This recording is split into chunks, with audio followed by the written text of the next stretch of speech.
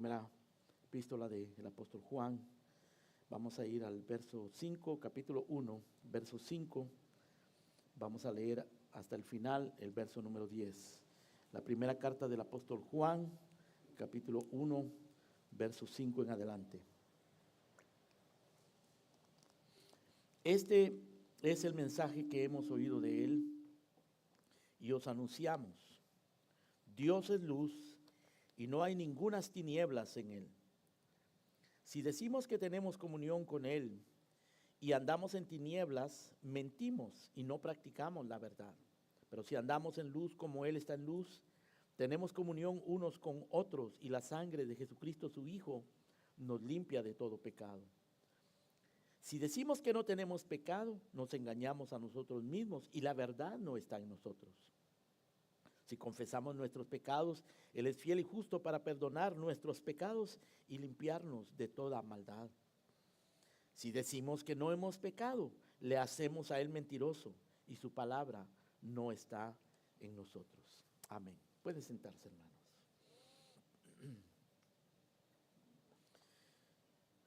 Cuando comenzamos a estudiar esta carta, mencionábamos el hecho importantísimo que todos debemos tener en cuenta al leer la primera carta de Juan y las demás cartas también.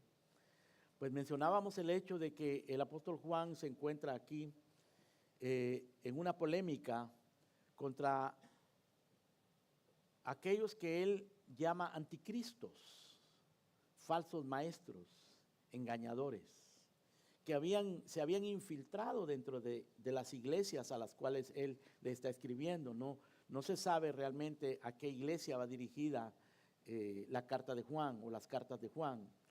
Eran varias iglesias aparentemente. Juan escribió esto para que las iglesias del Asia Menor aparentemente pues pudieran estar alertas en contra de los peligros que acechaban, de la infiltración de los falsos maestros.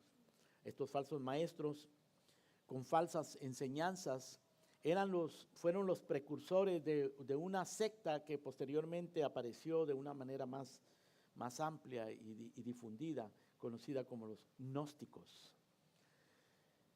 Los gnósticos enseñaban que mientras uno crea en Dios, no importa lo que tú pienses de Cristo. Básicamente eso era. De hecho, algunos consideraban que el Dios del Antiguo Testamento era un Dios y Cristo era otro Dios. Y que eran dioses diversos, que eran dioses contrarios. Las enseñanzas de los gnósticos eran amorfas, es decir, no tenían forma, no se podían realmente definir claramente, pero eran muy, muy peligrosas. Ellos también decían, entre otras cosas, que no solamente no importaba lo que tú pensaras de Cristo, algunos decían que Cristo nunca había venido en carne, o que Cristo no era Dios. Ellos decían también que no importaba cómo uno viviera, cómo el cristiano viviera, porque el verdadero cristiano, decían ellos, era una persona espiritual que estaba por encima de todo lo material y que por lo tanto lo material, lo pecaminoso, lo humano, lo físico, no importaba porque ellos ya estaban elevados a un nivel superior. Así que podían pecar libremente porque estaban demasiado arriba para que el pecado los alcanzara. Era una manera de pensar muy, muy extraña. También ellos despreciaban la comunión unos con otros. Ellos despreciaban la iglesia y eran independientes. Por eso es que el apóstol Juan comienza en esta carta estableciendo la identidad de Cristo como el verbo de Dios. Y él dice,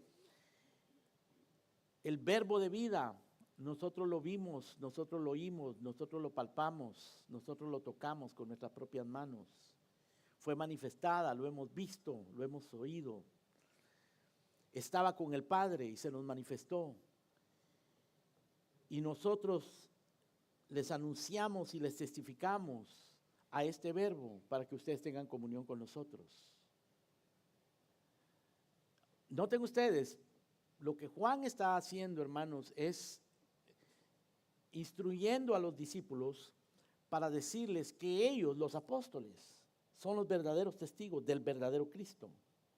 Porque estos otros son falsos testigos de un falso Cristo.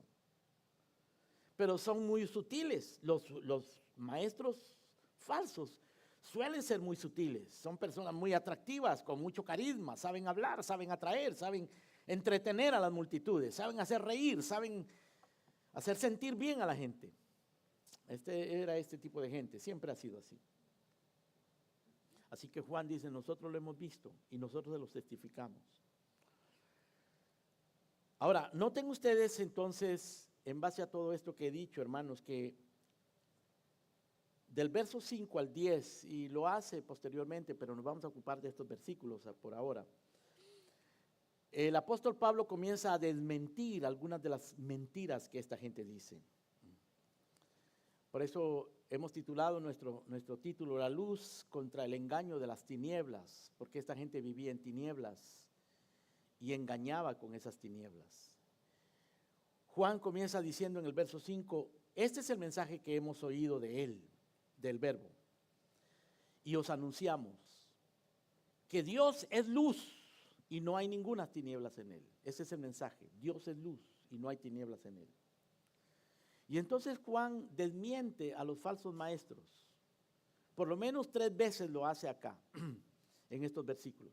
En el verso 6 dice lo siguiente: si decimos que tenemos comunión con él y andamos en tinieblas, mentimos. Esto es mentira. Ahí está desmintiendo él una afirmación falsa. En el verso número 8, si decimos que no tenemos pecado, nos engañamos a nosotros mismos. Esta es otra mentira. En el verso número 10, si decimos que no hemos pecado, lo hacemos a él mentiroso y su palabra no está en nosotros. Esa es otra mentira. Vamos a considerar esas 3 mentiras que Juan está desmintiendo acá. Primero, una mentira sobre la comunión con Dios. Si decimos que tenemos comunión con él y andamos en tinieblas, eso es mentira, mentira, comunión mentirosa, mentira acerca de la comunión. En el verso 8, si decimos que no tenemos pecado, mentira, nos engañamos a nosotros mismos. Autoengaño sobre el dominio que el pecado tiene sobre los hombres. Tercero, verso 10, si decimos que no hemos pecado, lo hacemos a él mentiroso y su palabra no está en nosotros. Mentira en contra de Dios, en contra de su palabra, haciendo a Dios mentiroso. Eso es lo que Juan está haciendo acá, hermanos. Nosotros necesitamos conocer la verdad, pero también necesitamos aprender a discernir, en base a la verdad, discernir la mentira. Bueno, consideremos, hermanos, en primer lugar la mentira que Juan está desmintiendo acá, que está rebatiendo, la mentira respecto a la comunión. En el verso número 9, verso 6, dice, si decimos que tenemos comunión con él y no practicamos la verdad, si decimos que no tenemos comunión con él y andamos en tinieblas, mentimos y no practicamos la verdad. Mentira. Juan está desmintiendo a los falsos maestros. Eso es lo que ellos decían. Nosotros tenemos comunión con él. Nosotros lo conocemos. Nosotros lo conocemos mejor que ustedes. Y ellos se hacían llamar gnósticos, o fueron conocidos como gnósticos, porque la palabra gnóstico significa conocimiento precisamente. Gnosis es conocimiento.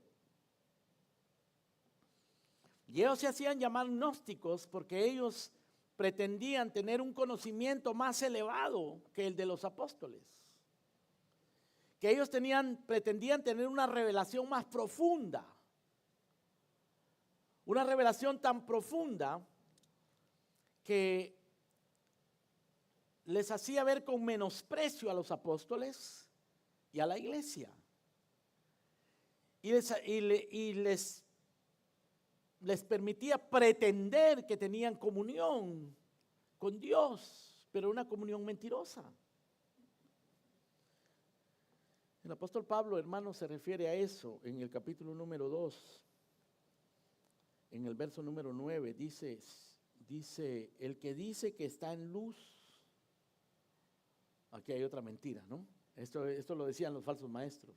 El que dice que está en luz y aborrece a su hermano, está todavía en tinieblas. ¿Cómo puede decir que está en luz? ¿Cómo puede decir, según el verso 6, tenemos comunión con él? Está en luz, pero andan en tinieblas. El que dice que está en luz y aborrece a su hermano está todavía en tinieblas. En el verso 10 del capítulo 2 dice, el que ama a su hermano permanece en la luz y en él no hay tropiezo. Noten ustedes el contraste. El que dice que está en luz y aborrece a su hermano, y aborrecer aquí no necesariamente quiere decir que lo odia, sino simplemente que lo mira con cierto menosprecio, que no tiene aprecio por la comunión, no tiene aprecio por la iglesia.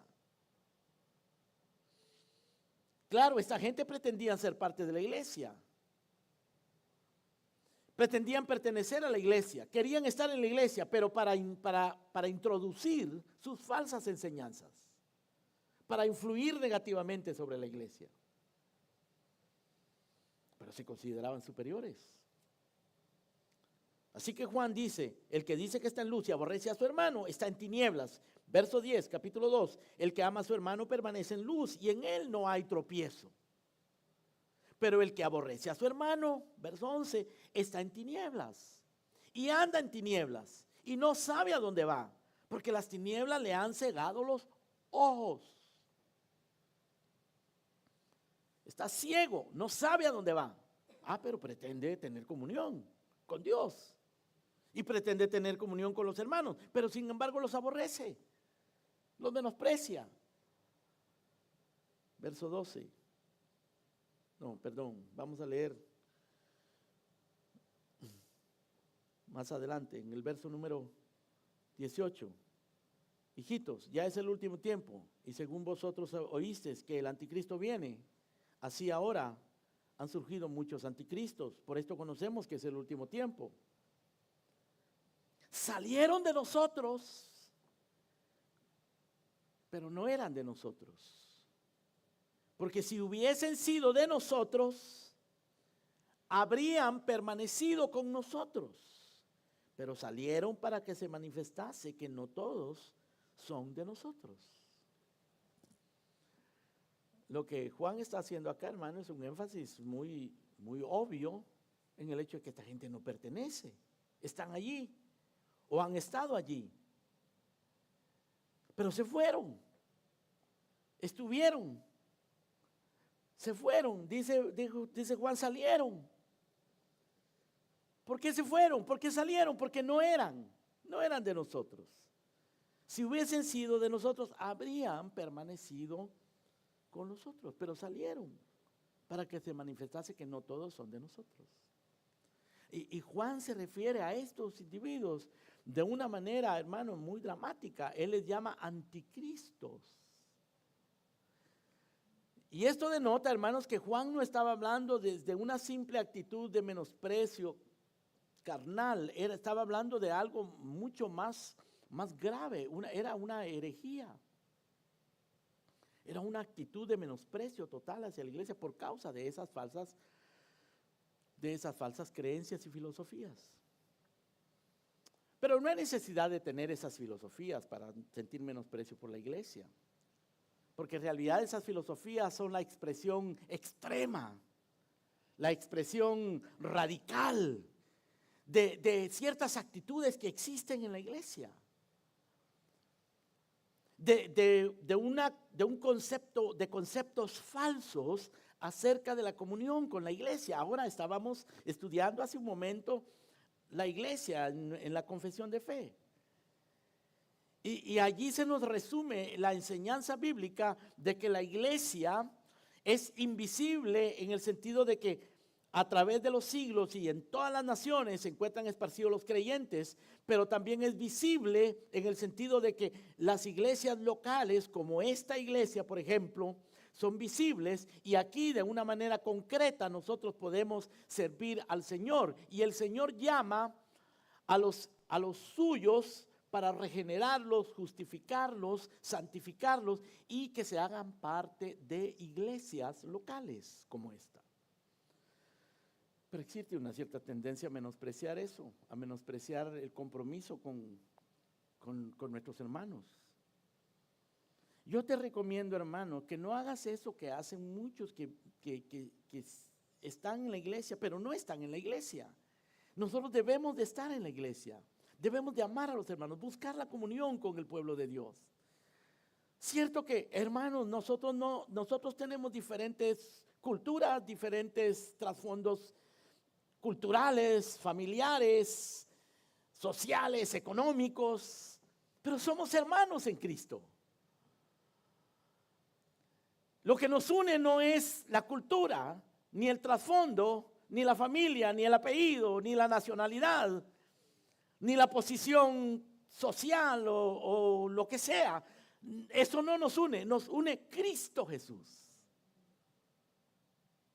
Eso es lo que nos une.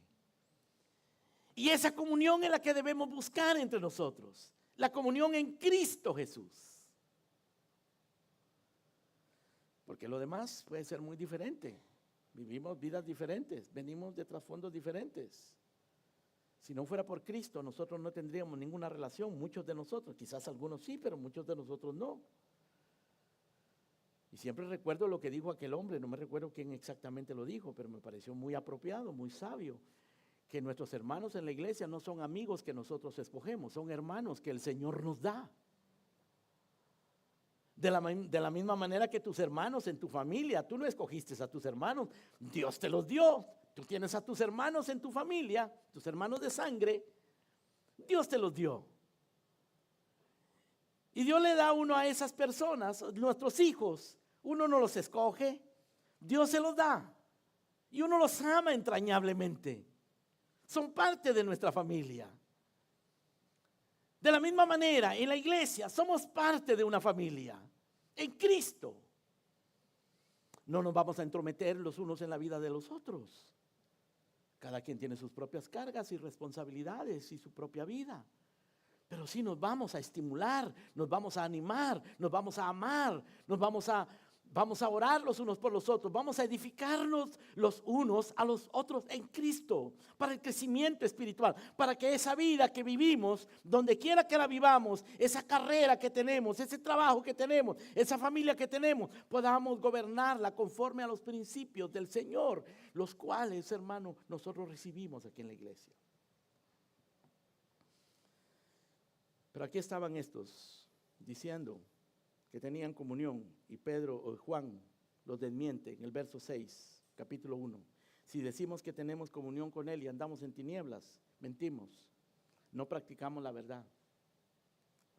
Andamos en tinieblas, las tinieblas acerca de la persona de Cristo, las tinieblas acerca de la iglesia, las tinieblas acerca de nuestros hermanos, de no amar a los hermanos, las tinieblas acerca del pecado, de lo cual habla Juan aquí más adelante.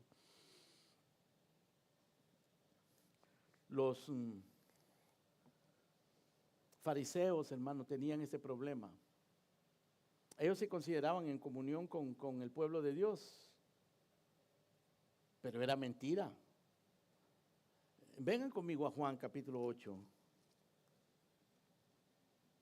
Juan capítulo 8, el Señor está teniendo aquí una conversación con los judíos. Una conversación bastante fuerte. En el verso número 39,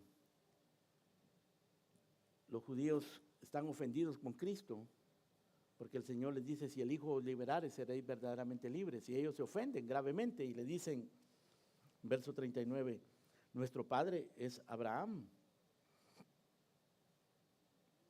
Y Jesús les dijo, si fueseis hijos de Abraham, las obras de Abraham haríais. Pero ahora procuráis matarme. A mí, hombre que os he hablado la verdad, la cual he oído de Dios. ¿No hizo esto Abraham? Vosotros hacéis las obras de vuestro padre, les dice el Señor a los judíos. Y estos le dijeron, nosotros no somos nacidos de fornicación. Un padre tenemos que es Dios.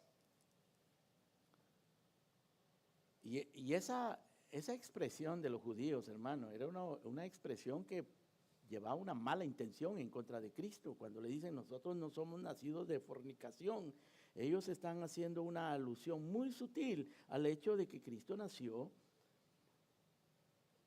por un milagro antes de que José y María se casaran. Entonces ellos les dicen, nosotros no somos nacidos de fornicación, un padre tenemos que es Dios. Y Jesús les dice, si vuestro padre fuera Dios, ciertamente me amaríais. Porque yo de Dios he salido y he venido, pues no he venido de mí mismo, sino que Él me envió. ¿Por qué no entendéis mi lenguaje? Porque no podéis escuchar mi palabra.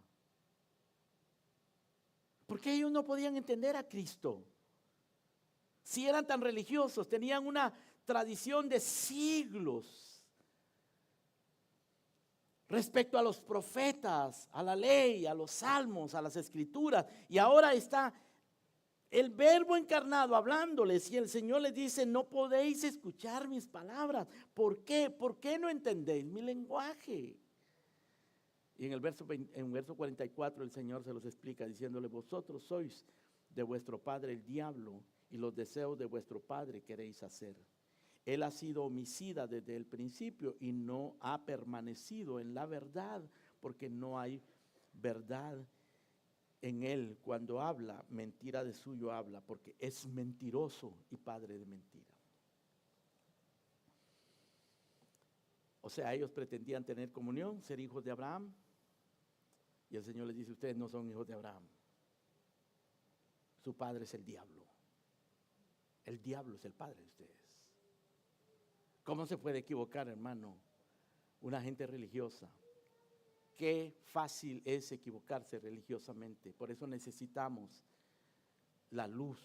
Dios es luz y no hay ninguna tinieblas en Él. El que dice que tiene comunión con Él y anda en tinieblas, miente y no practica la verdad. Esta gente andaba en tinieblas. Juan le dijo a los fariseos y a los saduceos que también alegaban lo mismo, reclamaban ser hijos de Abraham. Juan les dice, ustedes son generación de víboras, ¿quién les enseñó a huir de la ira que vendrá? ¿Cómo pueden ustedes justificarse con su religión si son generación de víboras? Si Dios quiere hijos, de las piedras los puede levantar.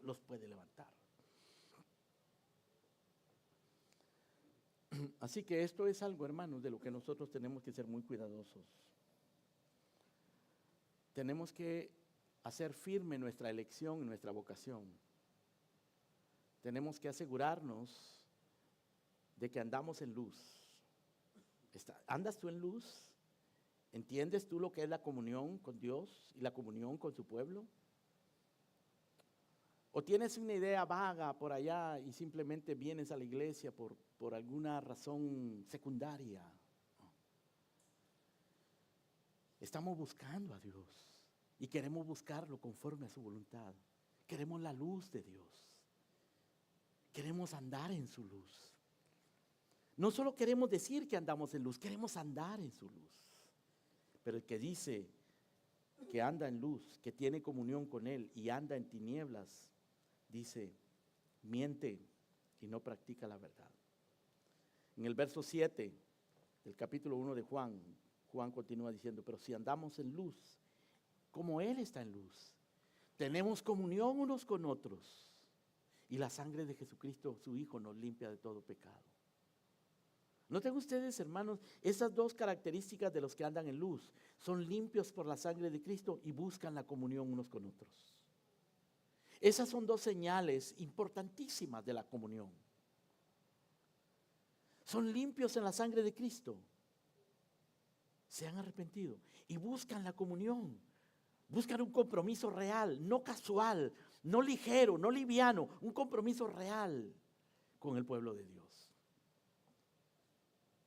¿Ve?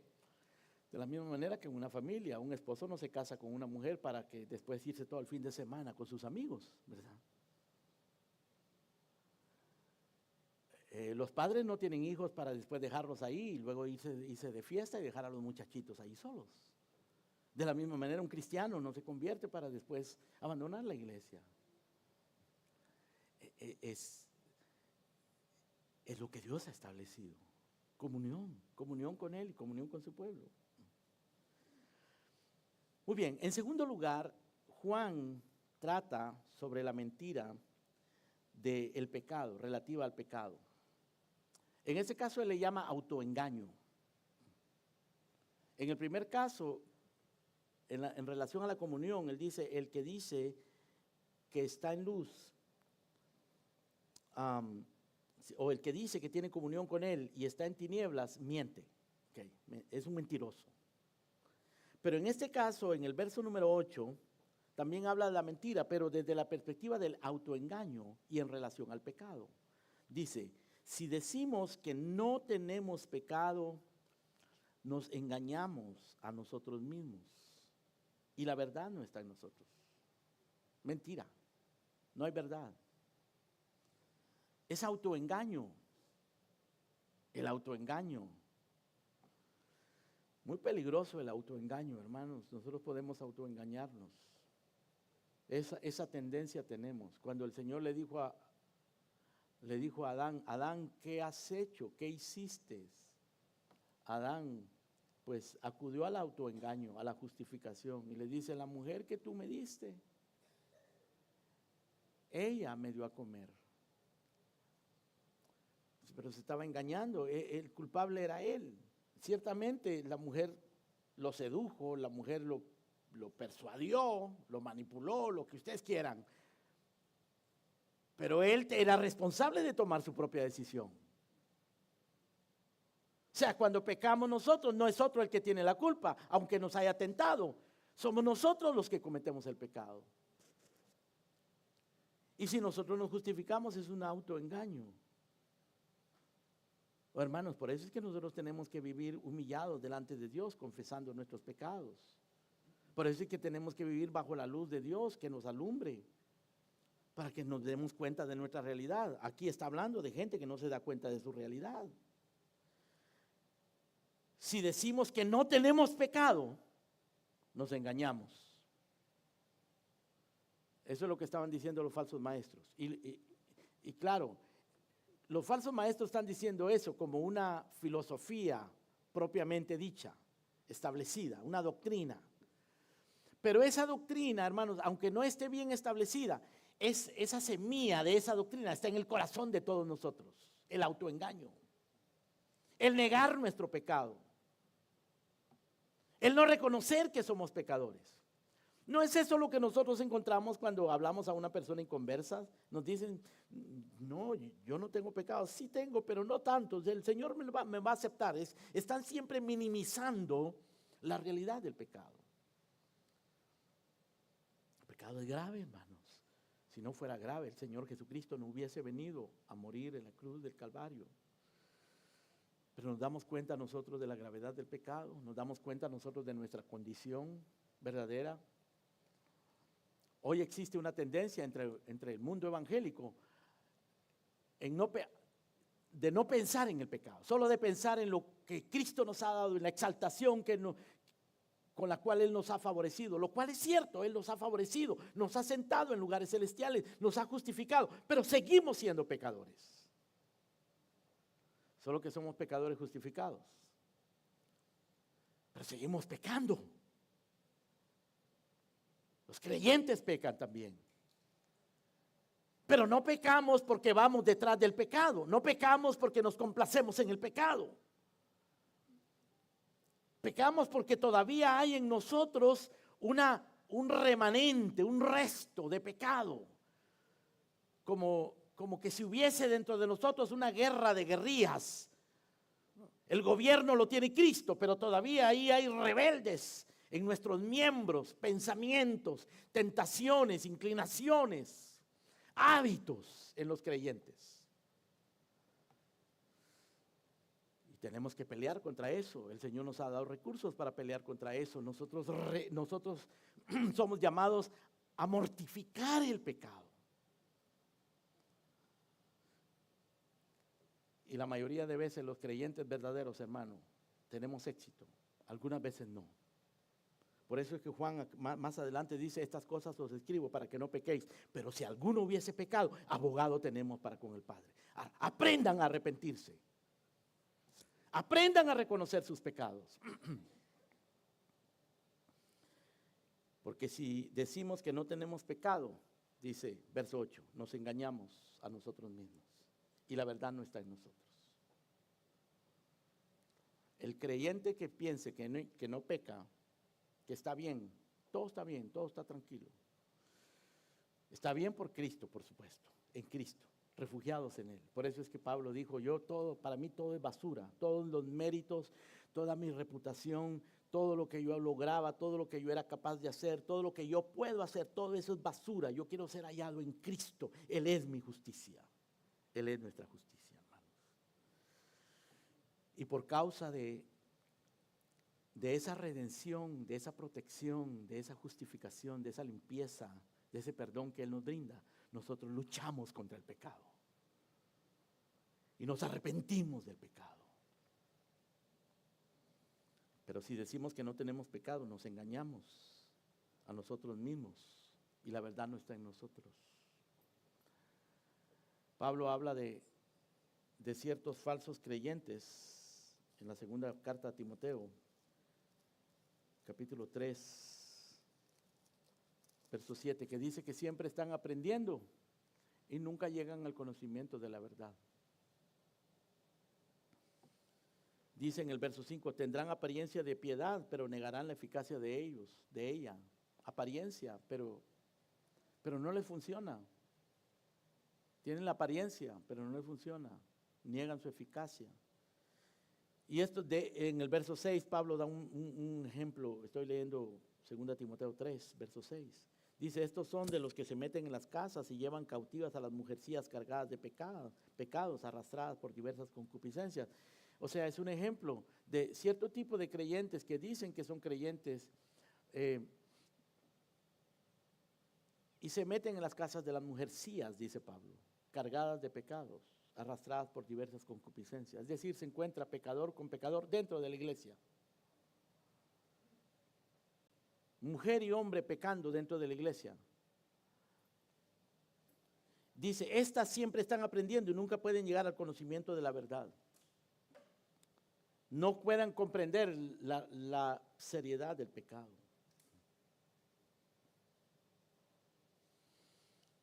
La verdad del pecado, hermano, la verdad relacionada con el pecado es esencial para entender la vida cristiana y para vivirla.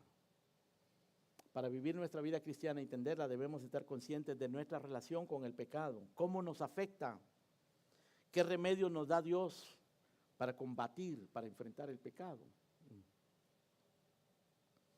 Porque esa es la otra mentira. La primera mentira es sobre la comunión con Dios. La segunda mentira que Juan está combatiendo es el autoengaño sobre el pecado. Estos falsos maestros que mencionaba al principio, los precursores de los gnósticos,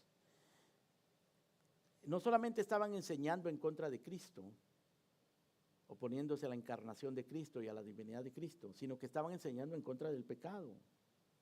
Además pretendían usurpar la autoridad de los apóstoles, pretendían que los discípulos no siguieran a los apóstoles, sino que los siguieran a ellos. Y respecto al pecado y a la vida cristiana, ellos enseñaban que la forma en que uno vive no importa, porque ellos decían que el cristianismo no se trata de asuntos carnales, sino asuntos espirituales, y que ellos habían sido hechos tan perfectos en espíritu, que la forma en que se vive en la carne no importa. La carne, decían ellos, es de este mundo, el espíritu es del mundo superior, y nosotros somos espirituales. Hace algunos años, quizás algunos de ustedes lo recuerdan, hubo un hombre aquí en Miami que se hizo famoso en todo el mundo, que decía ser el Cristo, después dijo que era el anticristo, después se tatuó el 666 en la mano y le mandó a sus discípulos a tatuarse el 666 y ahí andaba la gente con el 666.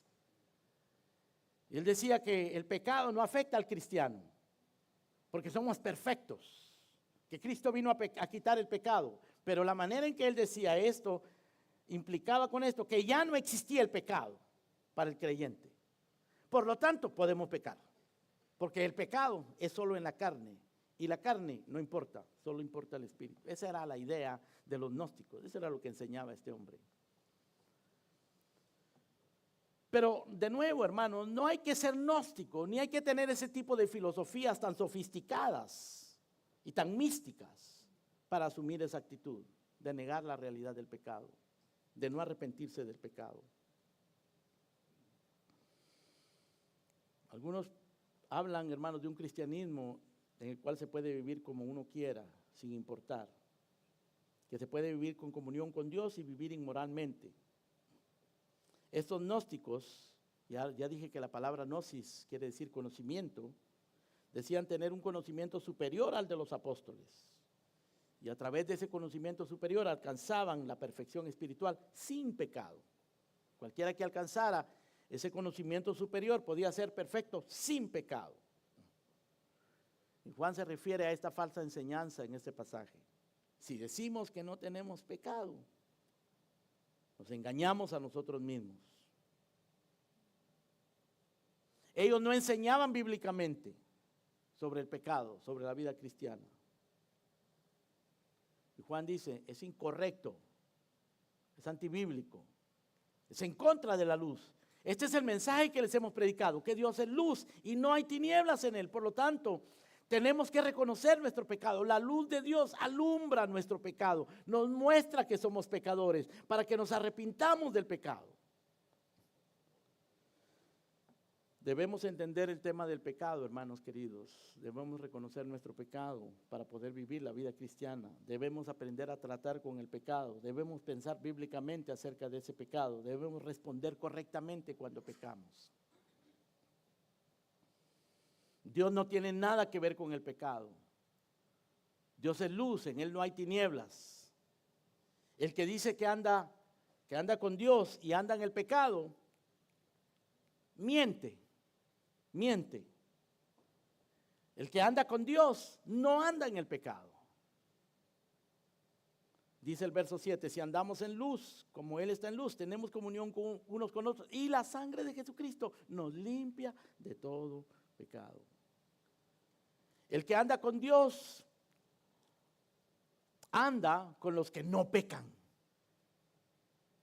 Y cuando digo los que no pecan, no me refiero que nunca jamás pecan, sino me refiero a que no pecan habitualmente, no aman el pecado, sino que aborrecen el pecado, luchan contra el pecado. En ese sentido no pecan. Y los que andan con Dios, los que andan en comunión con Él, buscan a los que no pecan. Buscan ser edificados por los santos. En el verso número 9 dice Juan, si confesamos nuestros pecados, Él es fiel y justo para perdonar nuestros pecados y limpiarnos de toda maldad. Si confesamos nuestros pecados, Él es fiel y justo para perdonar nuestros pecados y para limpiarnos.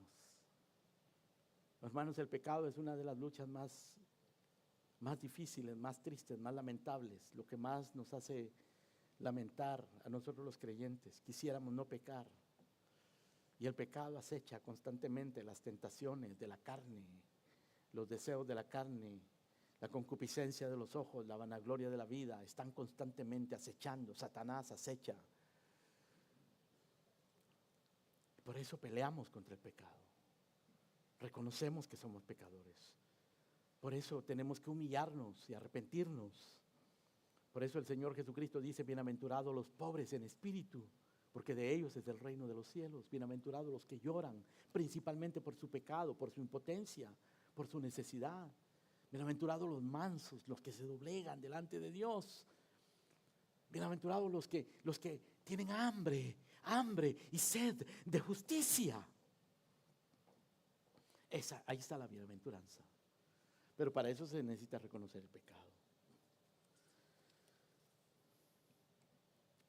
Muy bien. En tercer lugar, la tercera mentira que Juan combate acá es la difamación contra Dios y contra su palabra. La palabra difamación quiere decir levantar un falso testimonio o negar el testimonio verdadero de alguien.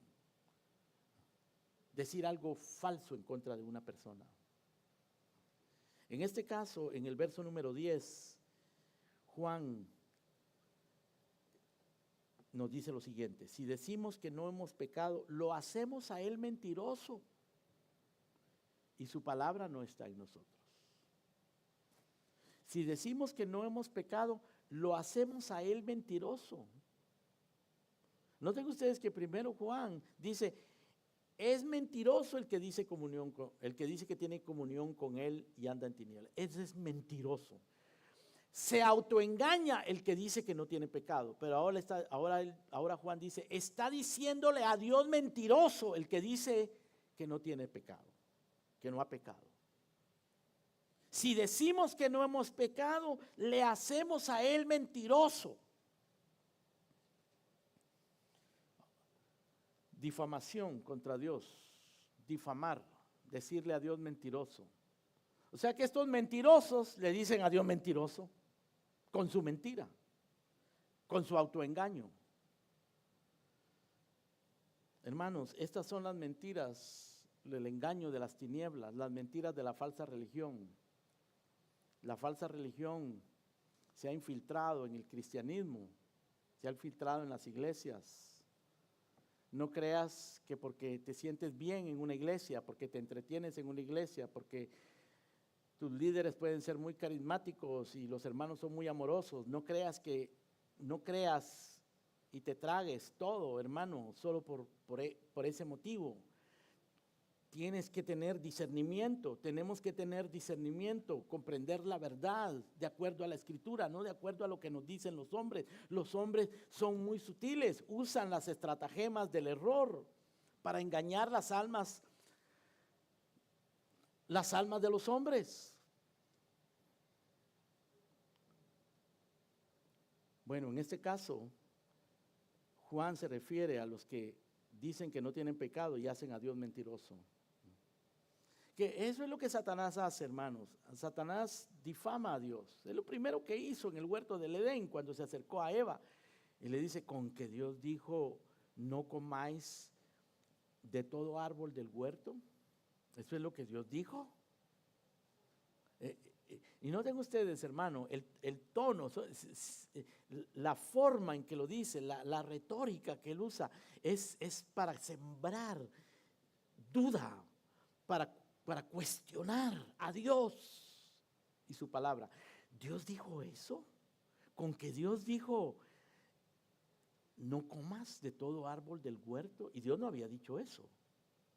Al contrario, Dios había dicho, coman de todo árbol del huerto. Pero Satanás es especialista en las falacias, en torcer las palabras y en sembrar dudas. Es especialista en eso, en cuestionar a Dios con mentiras. Por eso se llama diablo. La palabra diablo quiere decir mentiroso, básicamente eso es lo que quiere decir.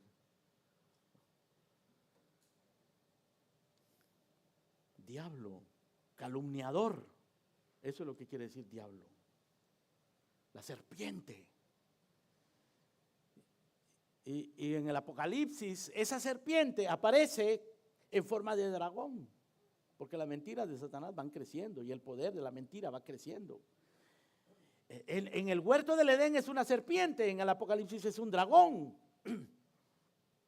Es un dragón que controla, manipula, le da el poder a una bestia. A una bestia que todos los moradores de la tierra adoran a esa bestia. Dicen, ¿quién como la bestia? ¿Y quién podrá luchar contra ella? Dice que a esa bestia la adoran todos los moradores de la tierra y se le da autoridad y se le da boca que habla grandes cosas y blasfemias y tiene autoridad no solamente para blasfemar a Dios, para blasfemar su nombre, para blasfemar su tabernáculo, para blasfemar de los que moran en el cielo, sino que también se le permite hacer guerra contra los santos en la tierra y vencerlos. Satanás, el mismo que engañó a Eva, lo sigue haciendo. Esa bestia, hermano, no es un ser que aparecerá o un líder político que aparecerá en los últimos tiempos. Esa bestia ha estado siempre allí. Es el poder del mundo, el poder de la mentira, de las instituciones rebeldes contra Dios. Es el capítulo 2 del libro de Salmos, que dice: ¿por qué se amotinan las gentes y los pueblos piensan cosas vanas? Se levantarán príncipes y reyes, consultarán unidos contra el Señor y contra su ungido. La bestia, la mentira. Entonces Juan dice acá: si decimos que no hemos pecado, le hacemos a él mentiroso y su palabra no está en nosotros. Mentiroso, Dios mentiroso. Satanás le dijo a Dios en los días de Job: piel por piel, todo lo que el hombre tiene dará por su cabeza.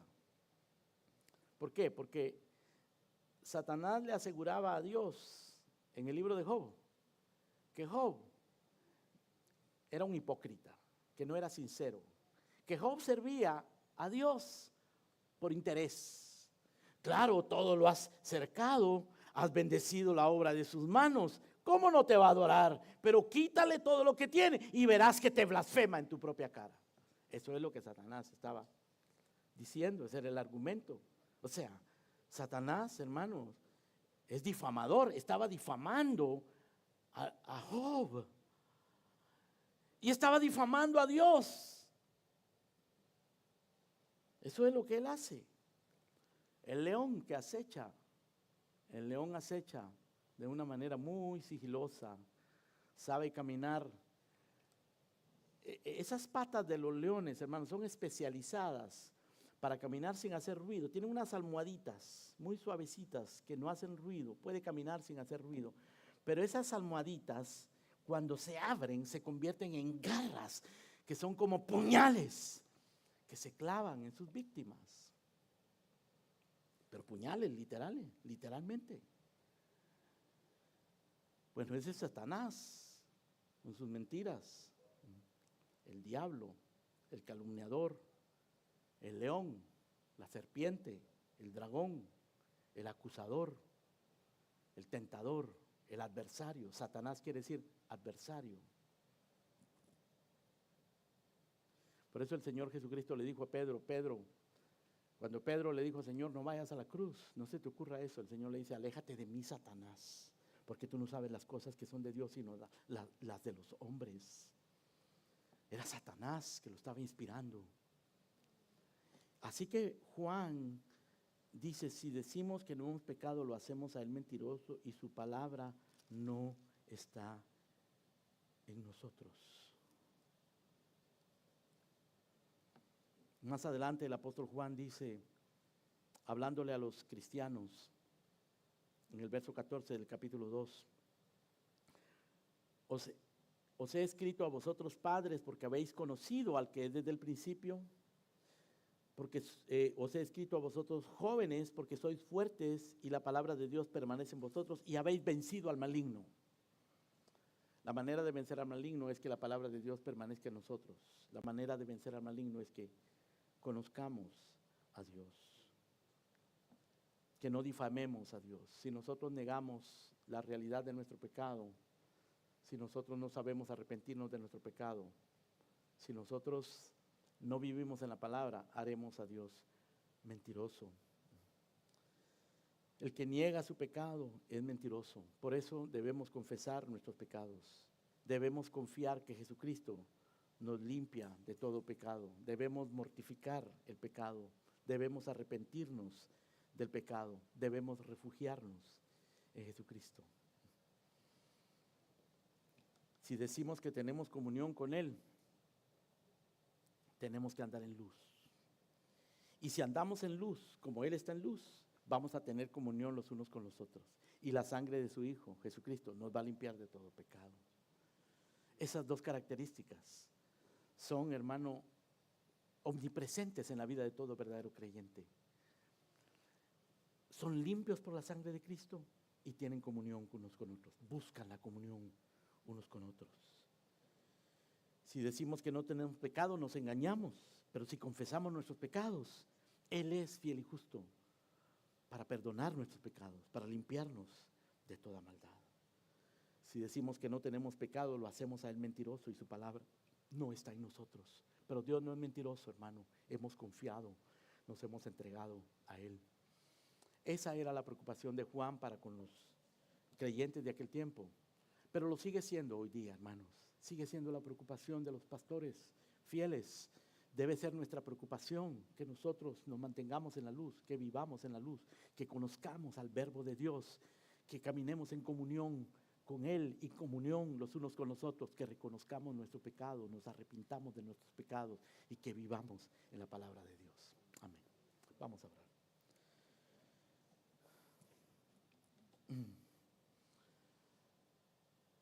Señor y Padre que estás en los cielos,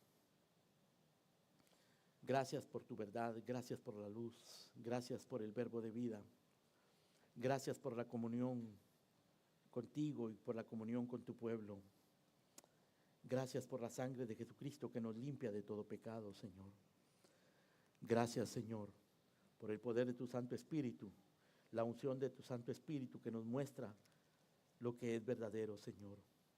Porque no ignoramos la verdad, porque la conocemos y sabemos que ninguna mentira procede de la verdad, Señor. Porque en nosotros permanece la unción que hemos recibido de ti y no tenemos necesidad de que nadie nos enseñe. Si nosotros hemos aprendido de los apóstoles, de tu palabra, no tenemos necesidad que otros maestros vengan a enseñarnos cosas fuera de tu palabra, porque tu palabra y la unción de tu Espíritu nos enseña todas las cosas, y es verdad y no es mentira, porque así lo hemos aprendido en tu palabra.